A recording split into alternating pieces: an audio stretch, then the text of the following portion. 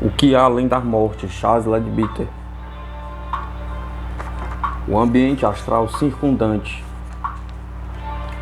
Associação astral. Já descrevi em outra obra, Plano Astral, tão perfeitamente quanto permitem as palavras, o cenário, as condições dos habitantes do primeiro mundo superterreno.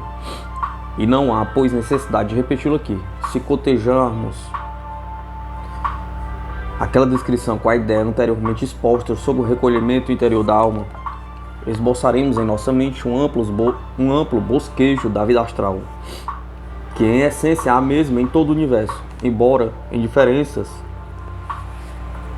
com diferenças de pormenores, de conformidade com as idiosincrasias individuais. O mundo das formas mentais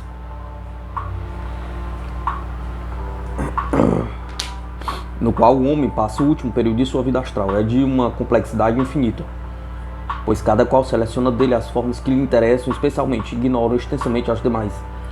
Homens do mesmo país, da mesma religião e de interesses análogos agrupam-se na vida astral e firmam-se mutuamente em seus prejuízos comuns, tais qual fizeram na Terra. Convém lembrar que no plano astral os homens encontram não apenas suas próprias formas de pensamento, mas também as alheias engendradas pelo pensamento acumulado de milhares de gerações.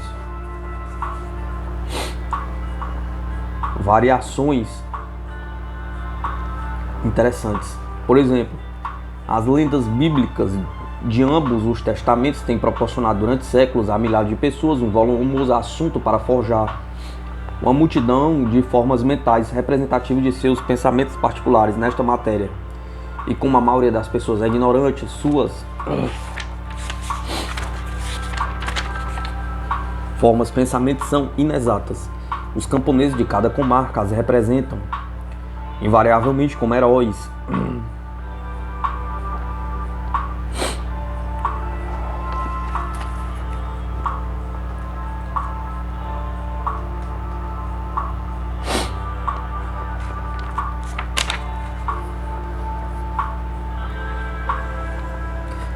Como heróis de seu país, no seu ambiente com trajes peculiares de sua terra. Por isto, vemos representações mentais em que as figuras do Cristo e de seus discípulos aparecem vestidos de camponeses alemães ou de homens rústicos italianos. Outros quadros, aqui o leitor vestiu a José e seus irmãos com o traje usual dos colonos ingleses ou norte-americanos, e a túnica de diversas cores do relato bíblico se reduz a uma camiseta esportiva de jersey. É comum acontecer que algum clarividente ou sensitivo veja todas as formas de pensamento e as tome como revelações divinas ou aparições sobrenaturais, tal qual provavelmente foi o caso de Ana Catarina Emmerich.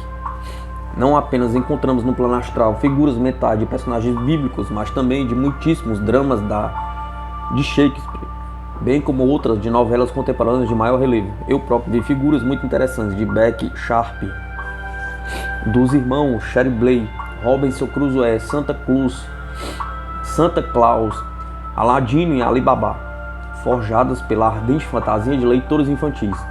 Alguns destes podem ser psiquicamente essas imagens mentais e ficar convencidos por seus próprios olhos de que realmente foram de carne e osso esses protagonistas novelescos.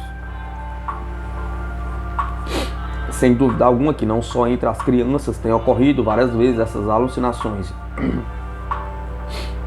Por exemplo, em épocas distintas, houve pessoas que asseguraram haver-lhes aparecido o demônio. Como realmente o demônio não existe, certamente viram, se não estavam alucinados, uma forma de pensamento. A imaginação enferma dos monges medievais, sempre desejosos de intercalar no credo religioso grotesco horrores com os quais assustavam os ignorantes camponeses, levando-os desta maneira à doação de bens terrenos. Perverteram a simples ideia da suspensão eoniana em condenação eterna. Desde então, os infelizes e aludidos crentes no inferno ígneo têm povoado o mundo astral das mais repugnantes formas de um deus colérico, de um demônio pessoal, e os de lagos em chamas em que as almas dos condenados sofrem eternamente horrores indizíveis. Também algumas pessoas viram estas figuras mentais, contribuíram para manter o eclesiástico terror do inferno. É fácil imaginar a sensação que sentem as pobres vítimas desse dogma abominável, quando, pela primeira vez, depois da morte, descobrem uma destas horripilantes formas de pensamento. É difícil calcular o mau prejuízo pela doutrina mais perniciosa de quantas já têm sido forjadas. É como uma multidão que tivesse caído sobre as terras do Ocidente, levando consigo dores e tristezas, depressão e falta de ânimo, tanto para os vivos como para os mortos. Não só pelo terror que inspira, como também pelo muito que embrutece e degrada a ideia de Deus. Cenário artificial. É natural que tanto quanto as figuras e personagens podem forjar-se cenários como o Purgatório de Dante ou o Céu e o Inferno de Swedenborg. No entanto, estes dois videntes entremearam de simbologia suas visões, cuja parte verídica serve de advertência para muitos que já conhecem os fatos. É conveniente saber que tanto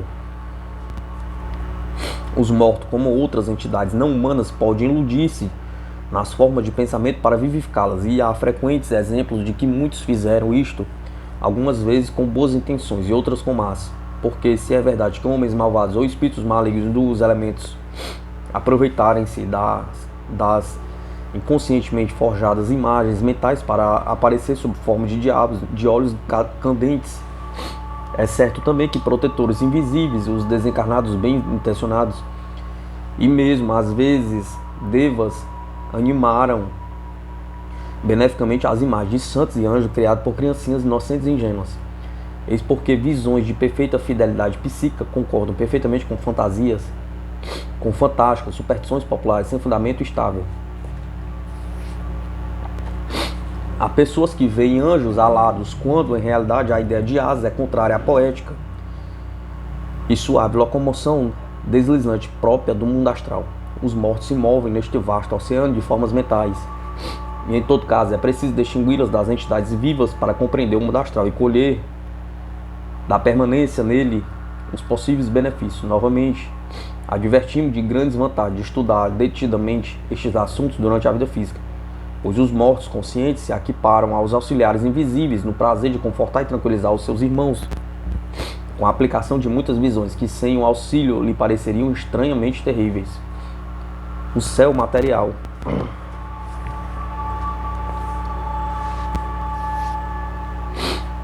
As formas mentais mais duráveis e vigorosas de lugar e cenário são as criadas pelos ignorantes e materializados crentes nas terras vernais e cidades celestes habitadas por anjos. Milhares destes homens têm concretizado durante séculos os esquisitos conceitos de ruas de ouro e portas de pérolas, de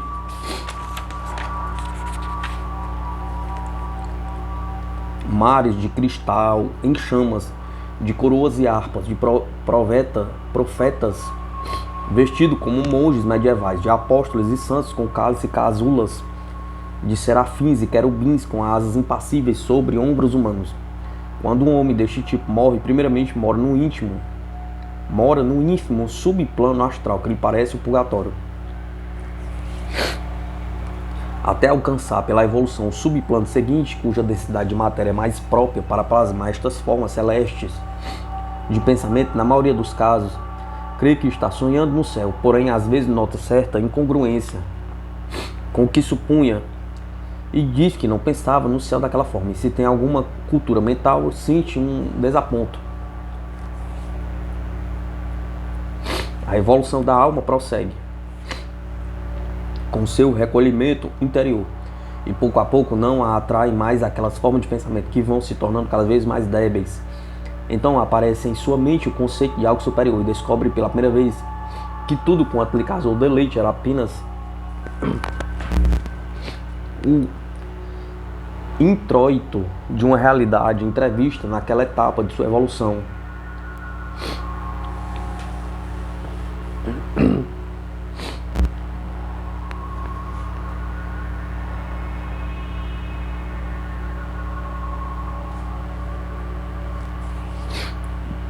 Com cuja grandeza e esplendor nada do mundo astral pode ser comparado. No entanto, algum proveito os auxiliares invisíveis tirem desta rude materialização para se apresentar às almas não evoluídas, sob as aparências de anjos ou de santos guias. Quando ainda Não é hora de desenganá-las, nem de lhe dar explicações em que não creiam nem entenderiam. E assim muitos santos têm conseguido êxitos que em realidade não foram seus, mas os auxiliares só deixam prestar serviços a quem necessite, embora ignore de quem recebe o auxílio. Os cientistas, os estudantes que têm lido e compelido o teosófico sobre o plano astral, recordar-se-ão de que o subplano superior desta região é distinto dos demais.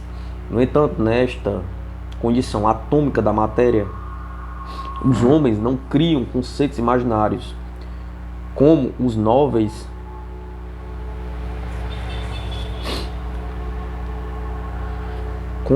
nos níveis inferiores. Ali residem os pensadores cientistas gravemente ocupados no prosseguimento de seus estudos, para cujo propósito utilizam quase todas as forças do plano inteiro, porque podem descer em certos aspectos até quase tocar o físico, e sem se deterem nas minúcias da ordinária vida terrena. Vale-se do complemento astral de um livro de ciência humana para extrair dele o que convém ao seu estudo. Facilmente se põem em contato com a mente do autor de qualquer livro novo que lhe interesse, lhe sugere novas ideias em troca das que dele recebem. E com este trabalho muitas vezes retardam a sua ascensão ao mundo celeste. Para estes homens apaixonados pelo estudo, a vida astral tem tantos e tão felizes atrativos que não experimentam a necessidade de outra mais além, em cuja existência dificilmente creem. Porém, em seu devido tempo se convencem de que o mundo mental é muito maior em comparação ao astral, como é o astral em relação ao físico. Reconheceremos a personalidade dos mortos? Pergunta. Frequentemente tem havido dúvidas de se é possível reconhecer-se um homem astral depois da morte. Em todos os casos se pode reconhecê-lo, embora a silhueta do homem pouco evoluído seja nebulosa e confusa. Convém recordar que os clarividentes veem os homens terrenos circundados de uma neblina ovoide e luminosa, a que chamamos aura. Sobressai uns 0,450 metros do corpo físico, em todas as direções, e é de constituição sumamente complexa, pois contém matéria de vários planos. Por enquanto, só trataremos da matéria astral da aura, ou seja, a única que o clarividente pode ver. Se a observarmos com atenção, veremos que ela não só circunda, como também penetra o corpo físico, e em sua periferia interna é muito mais densa que a na externa. O conjunto desta matéria astral, tanto dentro como fora do corpo físico, forma parte do corpo astral do homem, e a forma do corpo e fora do corpo físico forma, e a maior densidade no interior do corpo físico provém da atração exercida pelas partículas carnais. Claro, é evidente que observa este homem com visão astral não vê o corpo físico, porém, nem por isso se altera a configuração, pois a densa matéria astral delineia com toda a clareza a silhueta da aura interior. Quando o homem se desprende do seu corpo físico temporariamente durante o sono, e definitivamente ao morrer, a mesma agregação persiste unindo as partículas astrais, de modo que podemos reconhecê-la, não o bastante estar então constituída somente de matéria astral, e a configuração da forma física.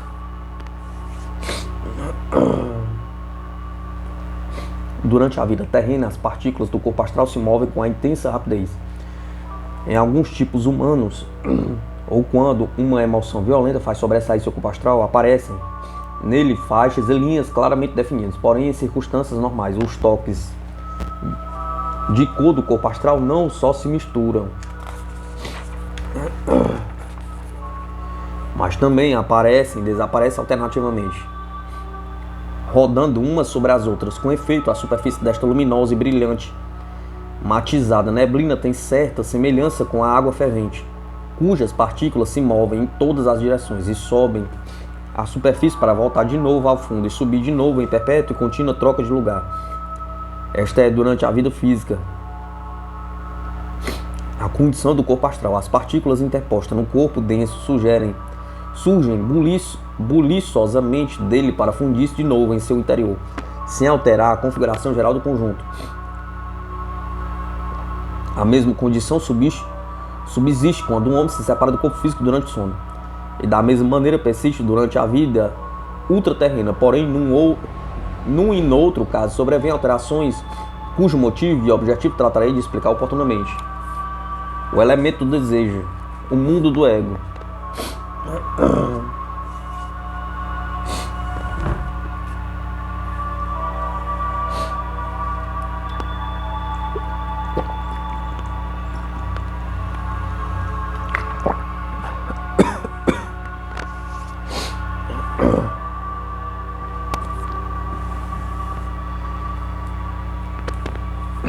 Já dissemos que cada nova existência física do homem equivale a um duplo ato de expiração e inspiração, porque eduz algo de si mesma nos planos inferiores para absorvê-lo novamente.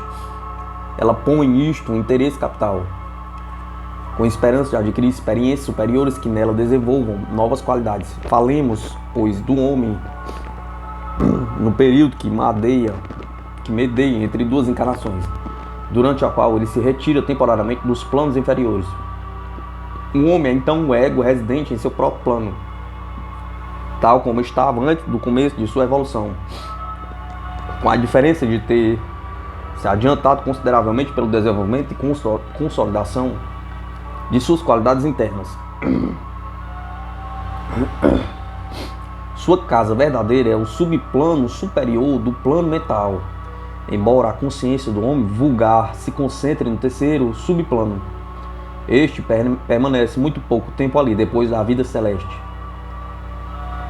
antes de se reencarnar, porque em tão alto nível é inconsciente de tudo que o rodeia, é incapaz por isso mesmo de aprender algo que lhe seja proveitoso, pois não está suficientemente evoluído para atualizar-lhe a sua consciência. Mais tarde, quando adiantar onde passará a maior parte de sua vida, mais tarde ainda se concentrará no segundo subplano e eventualmente no superior, quando estiver próximo do adaptado. Todavia, como já dissemos, um homem comum permanece no terceiro subplano e mesmo ali é vagamente consciente, até o ponto de não perceber vibrações externas. Como posso influir sobre ele a magnética presença de um mestre? Como ao incipiente broto de um vegetal estimula a luz do sol, que sobre ele derrama o seu vivificante fluxo. Como desce o ego? Para adquirir experiências e conseguir desenvolvimento, é preciso que o ego desça à encarnação. Os orientais ensinam que o ego é impelido por Trishna, ou seja, pelo desejo ardente de se manifestar e receber as impressões e toques que o capacitem para sentir-se com vida, porque tal é a lei da evolução. Focalize então a sua consciência no subplano mental inferior, com o objetivo de se manifestar por meio de uma matéria mais densa do que a do nível em que se encontra, sem mudar de espaço, mas esta manifestação é sempre parcial, porque cada plano está para com o imediatamente inferior na mesma relação com que as dimensões superiores estão para com as inferiores.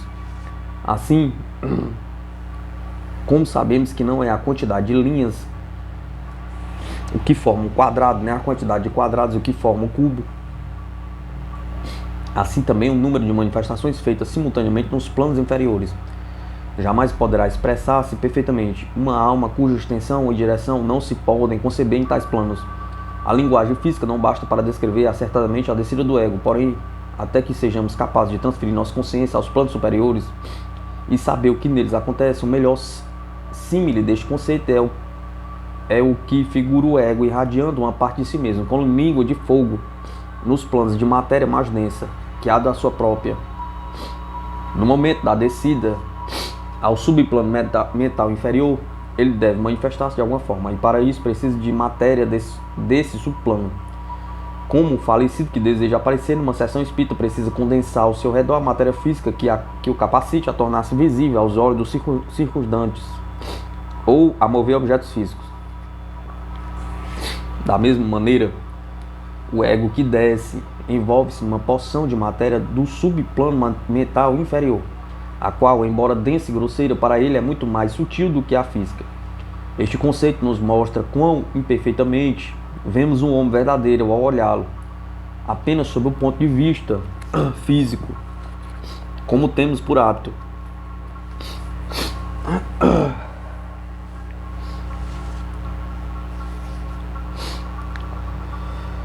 Mesmo que observemos no plano mental unicamente, veremos dele o que pode manifestar-se por meio do corpo mental, que é uma manifestação do seu próprio intelectual. Se o observarmos no plano astral, veremos que se lhe sobrepõe um outro véu, e dele só veremos a parte exteriorizada pelo seu veículo de desejos. No plano físico, nossa observação é ainda mais imperfeita, pois o verdadeiro homem está aí mais oculto do que nunca. Assim, pois, o que vemos do homem é apenas uma parte mínima e a pior, de modo que devemos lembrar-nos de que a alma tem infinitas possibilidades, além da máxima limitação que aqui embaixo se manifesta. A matéria mental que o ego condensa ao seu redor constitui o corpo mental que expressa exatamente os progressos intelectuais conseguidos ao finalizar sua última vida celeste. De modo que nesse ponto começa por onde acabou. Mas a índole do corpo mental construído com os materiais que por ele mesmo extraídos, dependerá em grande parte da circunstância de sua nova vida física e do contínuo lhe acrescenta ou elimina partículas, conforme atende ao descuido de sua construção. O elemento mental.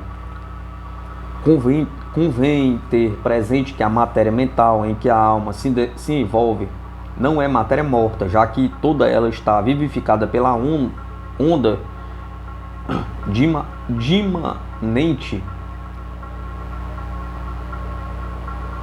dimanente de terceiro aspecto do Logos.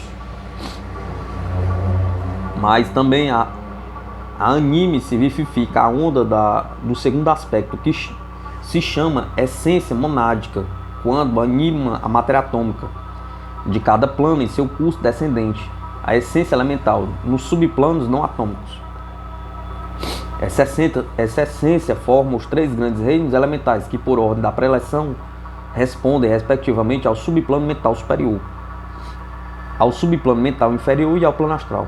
Portanto, o ego não somente atrai a matéria do plano mental, como também a essência elemental do segundo reino, que por estar evoluindo de per si, solicita instintivamente tudo que possa auxiliar a sua evolução, necessitando de vibrações externas que a ergam a um nível mais alto. Desta forma, ela está sempre sedenta de modalidades vibratórias, entre as quais se sobressai por sua força de contraposição, a dilatada permanência num ponto definido.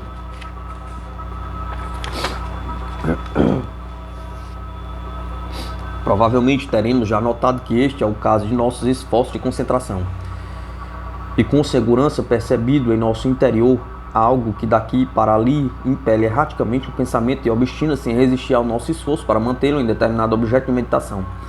Contra esta adversa energia luta a nossa inércia mental, quanto nos esforçamos por subjugar a mente e pô-la a nosso serviço, em vez de deixá-la vagar ao seu capricho. A formação do corpo astral. Após o ego estar revestido da matéria mental, desce ao mundo astral e repete a mesma operação com a matéria deste mundo, para manifestar-se por meio dela tanto quanto lhe permita a sua menor sutilidade. A natureza constitutiva deste novo corpo astral é muito semelhante à do que ele deixou ao entrar no mundo celeste, após a sua permanência no mundo astral, depois de haver terminado a sua última vida terrena. Em cada um destes mundos ou planos se manifesta um aspecto do homem, e ao dar a volta ao ciclo recomeça a evolução do respectivo aspecto, no mesmo ponto em que, ao ascender, a deixará quando terminar suas experiências no referido plano. Desta forma, este novo corpo astral estará formado de matéria rigorosamente adequada à expressão de todas as paixões e emoções que caracterizaram a sua última existência, cuja tônica consciente ele poderá reproduzir ou refrear seu arbítrio, segundo a educação que receba no plano físico.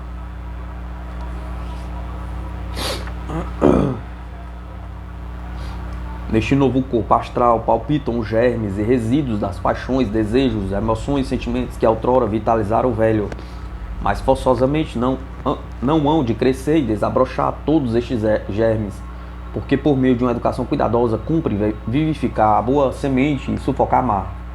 não lhes proporcionando condições para sua germinação e crescimento. O resultado desta solicita educação será que, quando a criança se tornar adulta, florescerão e frutificarão todas as boas qualidades e se atrofiarão as opostas que, por terem tido no passado um sinistro cultivo, legaram à vida presente germes hereditários, cuja vitalidade deve ser sufocada pela educação acertada para eliminá-las depois de mortas e substituí-las por um tipo de matéria que manifeste suas melhores qualidades. Na próxima encarnação, estes germes não mais aparecerão, como prova de que um homem triunfou sobre eles, e não mais voltarão a perturbá-lo no transcurso de sua evolução, porque o ego já vigorizou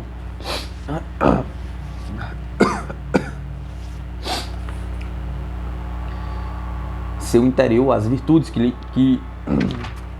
lhe impossibilitam estes males. A essência vivente, tanto a matéria astral como a mental, estão impregnadas da essência elemental que o ego atrai ao seu redor e assimila boa parte dela no decorrer do tempo. Recordemos que esta essência é parte da vida do Logos em sua linha descendente para a matéria, pois a próxima etapa de sua evolução será animar o reino mineral de uma cadeia futura e converter-se ali no que chamamos mônada mineral. Isso dá à essência elemental características, às quais não podemos nos acostumar facilmente. Para nós, todo o progresso significa o caminho ascendente do material para o espiritual. Porém, com a essência elemental está no arco descendente. O progresso significa para ela uma maior materialidade, onde possa encontrar vibrações mais impetuosas, ao passo que o homem necessita para progredir justamente do oposto, isto é, sobrepor-se tanto quanto possível às condições materiais, para responder unicamente às delicadas vibrações das aspirações superiores. Essa massa de essência vivente vitaliza o caótico corpo astral do ego, que então toma posse do corpo físico, construído para ele segundo os merecimentos de sua vida passada. À medida que este corpo físico cresce, o ego conquista o maior domínio sobre as matérias astral e mental e começa a edificar definitivamente os veículos nos quais deve manifestar-se durante a existência atual. Em qualquer situação, dispõe sempre dos necessários materiais para essa edificação, devidamente promovidos pelas ações de sua vida anterior. Porém, tem livre-arbítrio para coordená-los segundo o desejo de utilizá-los total ou parcialmente, atualizar sua potencialidade pelo constante e cuidadoso exercício, ou ainda deixar que forneçam, por falta de aproveitamento, a proporção que a alma se desenvolve.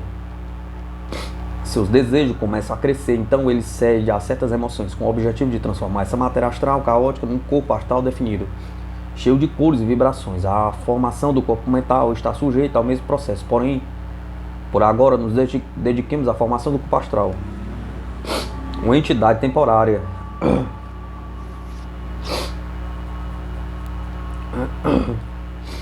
a essência vivente atraída pela alma fica temporariamente separada do oceano de vida de onde procedeu, e tem assim durante esse tempo a existência de uma entidade separada do corpo astral do homem. A essência elemental tem características peculiares.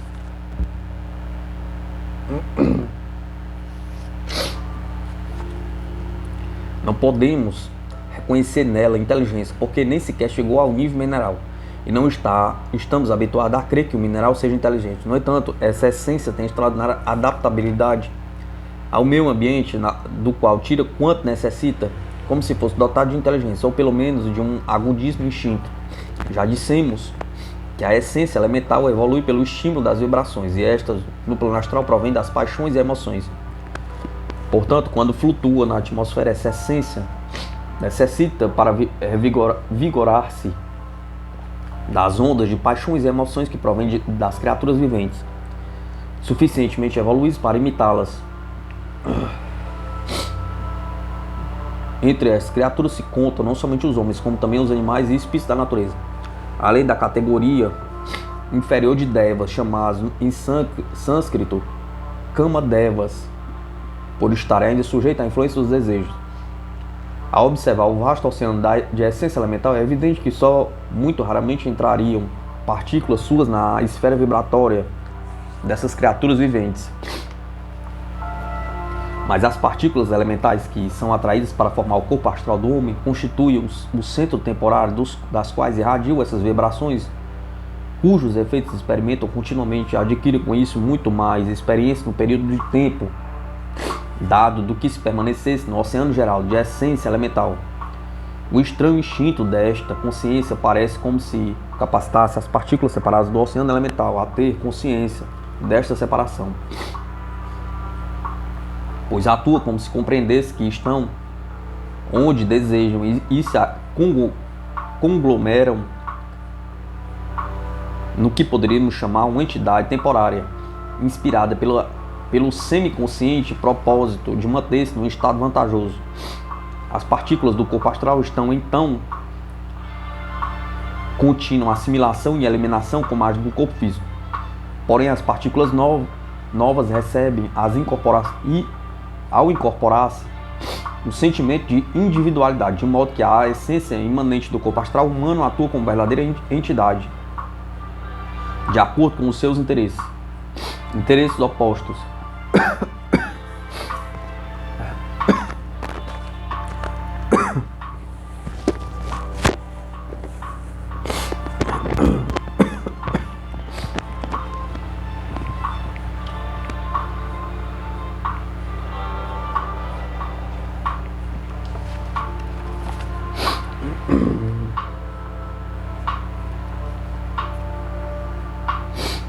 Como se pode inferir do que foi dito, estes interesses são, no geral, completamente opostos ao da alma, cuja natureza anela sempre vibrações mais puras e sutis na curva em ascensão do material. Ao desejo elemental, pelo contrário, apetecem sem cessar as vibrações mais grosseiras e mais fortes da curva descendente para a matéria. Daqui a contínua luta entre os anelos da alma e os apetites elementais, sintetizada por São Paulo ao dizer que a lei dos membros guerreia contra a lei da mente. Todavia, ainda mais, essa entidade descobre envolvida dentro de si matéria mais sutil do corpo mental do homem. E a experiência adverte que quando essa matéria vibra sincronicamente com a sua própria, obtém vibrações muito mais intensas e eficazes. Aprende por isso que se conseguir harmonizar consigo vibrações desta matéria mais sutil, de modo que nos induza a crer que desejamos a sensação que ela deseja, logrará maiores aquisições. Consequentemente, nesse sentido, ela é para a alma uma espécie de tentação que procura despertar-lhe sensações grosseiras de toda espécie. No entanto, devemos precaver-nos contra o erro teológico que atribui essa tentação ao demônio, sempre ansioso por nos induzir ao pecado.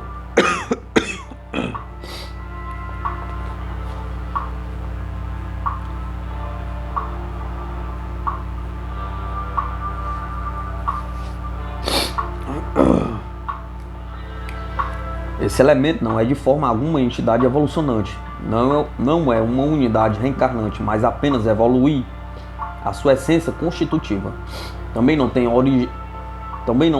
algeriza contra nós esta ilusória entidade, porque concentrada em si mesma não compreende nada, nem pode compreender o homem de quem temporariamente faz parte, nem conhecer a índole de sua evolução. Se algum impulso cego dirigisse seus esforços para cima, isso lhe pareceria uma tentação para desviá-la de sua obrigatória linha evolutiva. Certamente essa entidade nada sabe acerca do homem, só percebe que está ali para receber sensações, apreciando-se tanto mais quanto mais intensivas e vivas forem. Ignora se a sensação é prazenteira ou dolorosa para o homem, pois unicamente prossegue sua evolução e é de todo inconsciente dos resultados maus que possa produzir num tipo de evolução superior. E se acaso fosse capaz de notá-lo, mais lhe pareceria um retrocesso do que um progresso. Assim, pois, não podemos encarar essa entidade elemental como um espantoso gênio demoníaco, porque, tal qual o homem, ela é uma parte da vida divina, embora uma inversa fase evolutiva. Do ponto de vista terreno,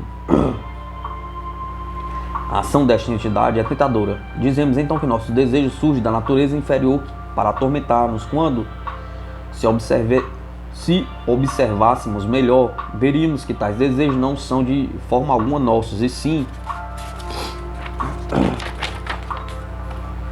da entidade elemental, porque por ter sido vitalizada por nós, é uma expressão de nós próprios. Se na vida anterior houvéssemos vencido nossas paixões e disciplinado nosso desejo, nesta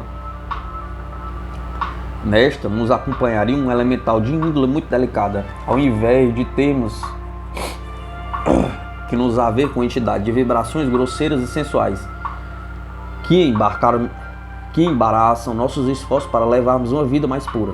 Embora nós mesmos tivéssemos formado esta entidade, não devemos, por isso, ser seus escravos, mas ao contrário, aprender a dominá-la até nos separarmos dela. E como consegui-lo? Pergunta. A luta contra a entidade elemental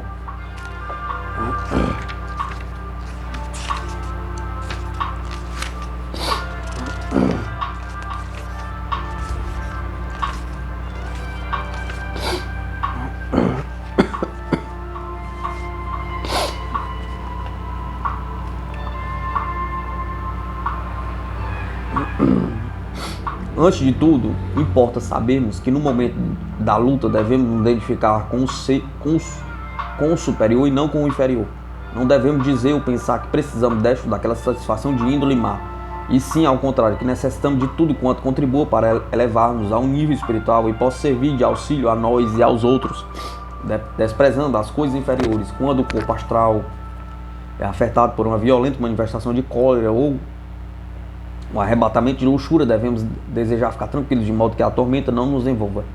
O desejo elemental anseia por que nos encolarizemos para ele sentir o prazer da cólera, ou nos induz à sensualidade para desfrutar suas vibrações violentas. Porém, não devemos satisfazer seu gosto, e sim atender aos nossos interesses espiritual, porque não carecemos de prazeres baixos, nem andamos atrás deles.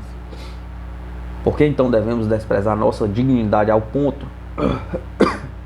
até o ponto de nos sujeitarmos a desejo de quem nem sequer ainda é mineral? Pergunta. O que importa é que um homem se convence de sua força poderosa sempre dirigida para o alto, em luta pelo bem, e de que a força inferior não é ele absolutamente, e sim apenas um fragmento indisciplinado de seus veículos. Tem de saber dominá-la, dirigi-la e mantê-la sujeita, longe de tê-la por demônio. Deve compreender que é uma modalidade de energia divina, ainda a caminho da involução na matéria, e não em evolução, como nós. Compaixão mal compreendida.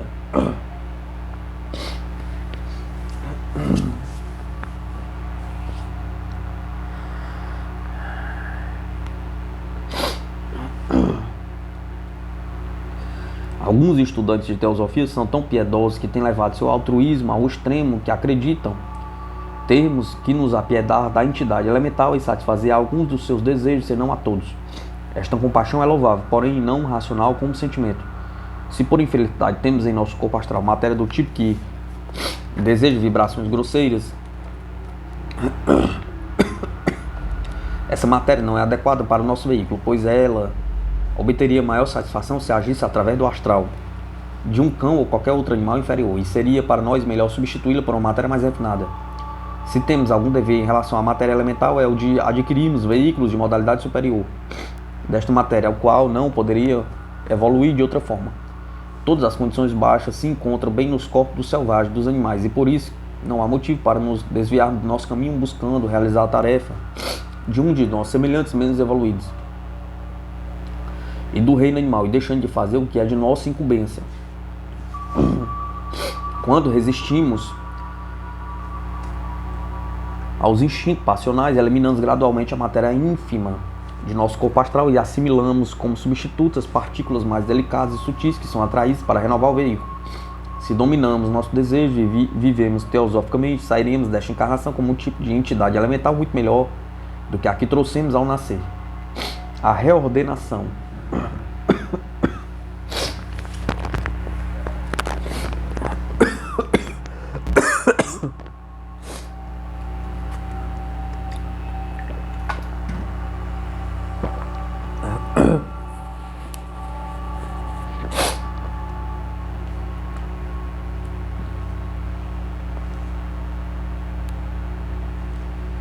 Quando a morte desintegra o corpo físico, inicia-se também a desintegração do corpo astral e o desarranjo das envolturas constitutivas da personalidade. A essência elemental, por instinto, percebe que a armação se desfaz e temerosos de perder a morada em que se fixou separadamente da massa coletiva, para acelerar sua involução, apresta-se para defender-se com muito engenho, pois reordena as partículas do corpo astral de forma a poderem resistir a maior tempo possível à desintegração. Nisto se baseia sua luta pela existência, já que tão logo se desintegra, o corpo astral deixará de ser uma entidade separada. Por meio dessa reordenação das partículas do corpo astral, a essência elemental mantém ainda, embora inconscientemente, seu poder sobre o homem, pois dispõe em capas concêntricas a matéria mais densa do corpo astral. De sorte que, por estar em contato imediato com o exterior, recebe as vibrações acordes com a sua natureza. Geralmente, a entidade elemental não interfere em nada na porção do corpo astral, que ele sobressai ao físico e forma a aura luminosa, mas abroquela-se no interior das capas densas que durante a vida terrena integram a configuração do corpo carnal. Mas este processo traz fatais resultados para o progresso da alma, cujo interesse está em retrair-se o mais intimamente possível. A prolongação da vida astral é, portanto, indesejável, porém, não é nisto que consiste todo o mal. Desde que a matéria mais densa se aglomera nas capas exteriores do corpo astral, unicamente por seu intermédio podem ser transmitidas as vibrações externas. Como cada modalidade de matéria responde às vibrações análogas, resulta que um homem só tem consciência da índole íntima da matéria astral correspondente naquele plano sumamente material, sem que possa perceber os aspectos superiores e mais formosos do plano. Isto é o que significa estar confinado a um subplano particular.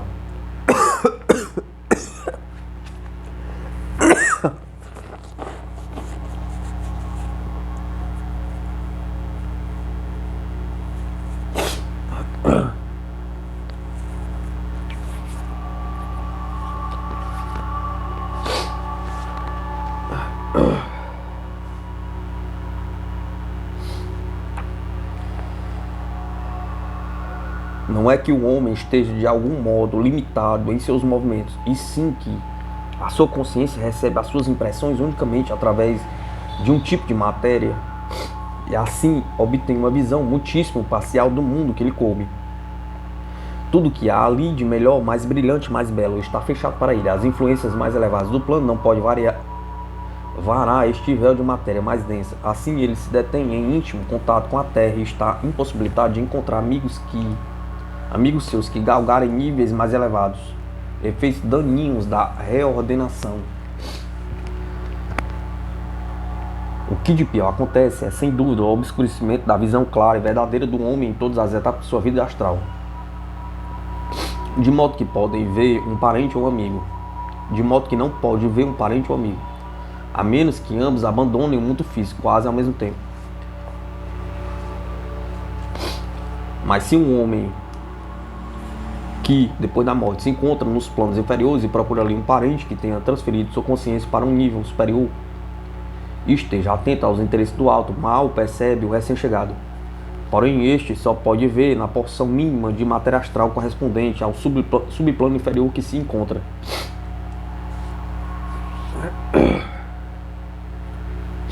Conforme os moradores do plano astral vão elevando a sua consciência ao nível superior, tornam-se entidades visíveis e ativas apenas neste nível superior, e aparecem como formas inconscientes nos subplanos inferiores. Contudo, neles subsiste ainda alguma matéria destes níveis inferiores, e a sua consciência pode ser temporariamente repuxada a esta matéria de uma suficiente estimulação da mesma.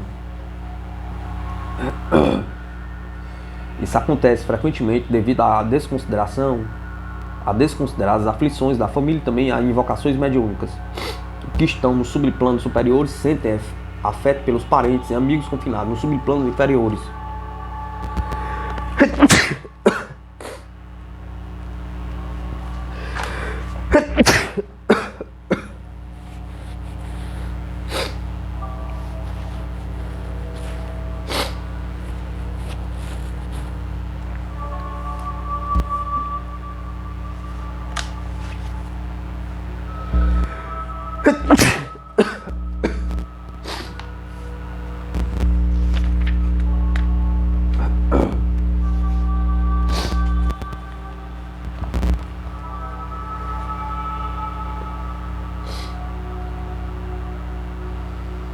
podem ter uma consciência momentânea nestes subplanos devido ao afeto que os move, mas sem manter-se muito tempo neles, embora ambos estejam ao mesmo tempo no mundo astral. A atenção de que se encontra um nível superior estará voltada para as formas mentais e a do recém-chegado para as imagens dos objetos físicos. Cada qual parecerá ao outro como indefinido e irreal, como vivendo num mundo de sonhos. Para o habitante mais antigo do mundo astral, as formas e pensamentos ao redor de si pareceriam ser realidades viventes. O corpo astral do recém-chegado, embora deva conter também matéria das subdivisões superiores, não estaria focalizando a parte que o homem superior veria claramente, e assim lhe pareceria como inconsciente. Se o afeto entre aquelas duas entidades astrais for profundo e sincero, provavelmente as capacitará para dominar momentaneamente o desejo elemental e se verem reciprocamente muito bem. Mas a recordação das camadas concêntricas se operará logo, usualmente a cada um tornará a ver o outro como sombra. Vantagens da recusa. O homem que se recusa a submeter-se a esta reordenação do seu corpo astral em capas concêntricas evita esta dificuldade de decepção. Em qualquer nível onde se encontre ativa a consciência do seu amigo, poderá encontrá-lo naquele ponto e com ele conversar plena e desembaraçadamente. Em alguns casos ainda vai mais além, pois já livre da escravidão que o tinha submetido o desejo elemental, torna-se-lhe fácil ensinar a outros o meio de se redimirem e viver astralmente com maior utilidade e aproveitamento.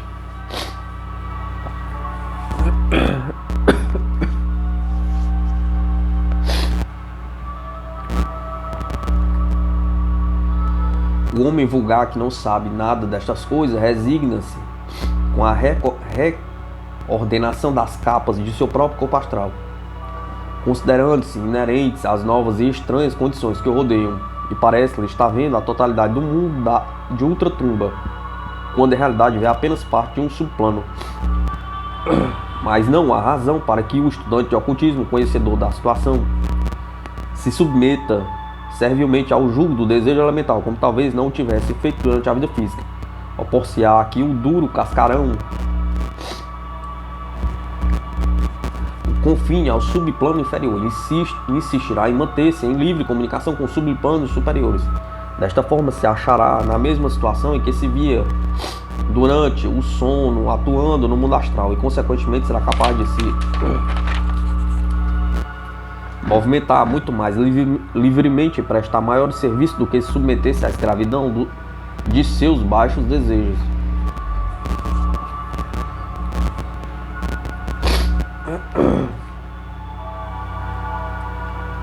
O esforço para resistir à reordenação do corpo astral e fazê-lo voltar ao seu estado primitivo é precisamente análogo ao que na vida física realizou para vencer paixões avassaladoras.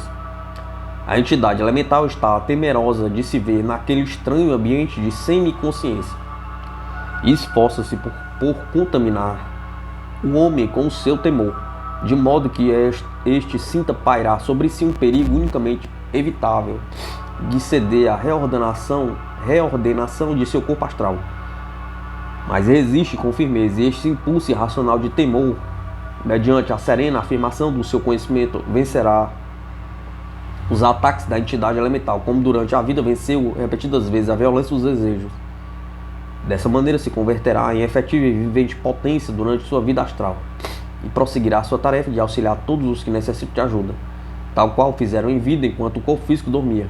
Mais uma vez vemos as inestimáveis vantagens de se conhecer exatamente as condições imperantes na existência ultraterrena. O que há além da morte. Charles West Leadbeater.